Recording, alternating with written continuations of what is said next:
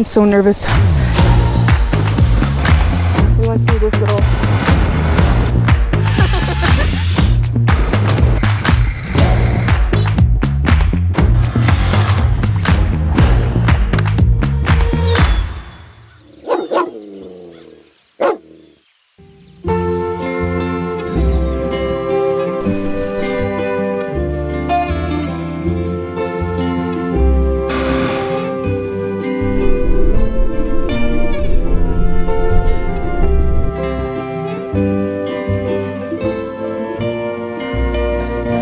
Apparently I'm really lucky because the butterflies are actually landing on me and it's not so common.